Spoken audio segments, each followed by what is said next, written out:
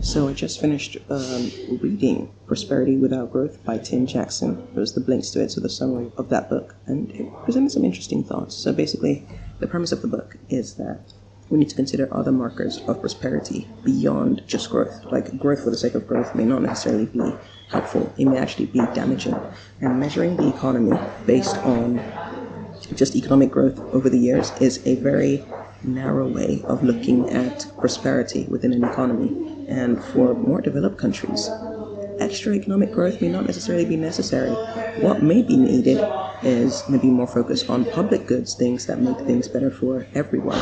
The book also talks about the need to consider improving public goods, so things like libraries, community centers, that sort of thing. Then it talks about stemming or curbing excessive consumerism, because it doesn't make us any happier. It actually leads to more inequality as people are trying to keep up with the Joneses in a sense. And then as products, more and more products are being produced, there's a look towards technological improvements or advantages, which then mean that people, so technology becomes more efficient, so the need for labor is less, which then means that there'll be more people unemployed, which isn't necessarily good for society, because even from the consumerist standpoint, it means there'll be fewer people able to afford those goods. So that needs to be worked out. The book also mentioned something about having minimum and maximum income levels within a society.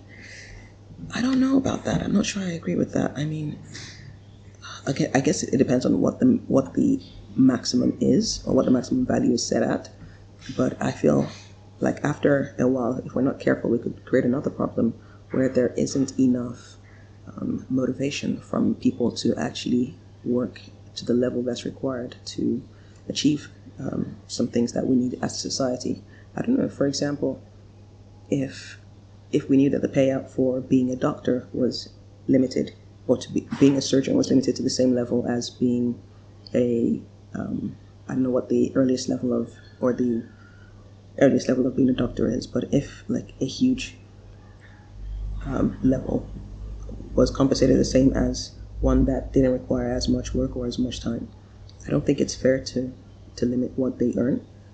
I also think it reduces the incentive for people to actually strive for more. I know money is not the only incentive, but it is an incentive. So that's one part of the book I was like, I'm not sure.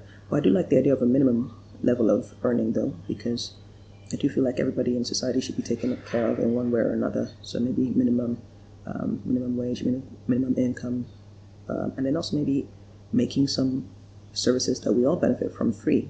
So I heard the other day that I think, if I'm not mistaken, Luxembourg, don't quote me on this, I need to go look this up, but apparently public transportation in Luxembourg is free. Now, that is baffling to me. That's like, wow, okay, which means people can easily move up and down and for free. And because it's free as well, it encourages people to use their cars less. And it then means that you're reducing the CO2 impact on the environment. Another thing the book talked about actually was that continued growth is damaging to our environment, because if we're continually producing and also mass producing in other countries and then shipping them over, there's a lot of CO2 that's involved in that, and that's not necessarily borne into the cost of things. So there's a lot. I mean, this book is an interesting one. It challenges some notions. I do agree with some of it, not all of it, but some of it, and I'm glad I listened to that today. All right, I'm going to start off with the rest of my day, and yeah, I'll catch you later in the next video. Take care. Bye.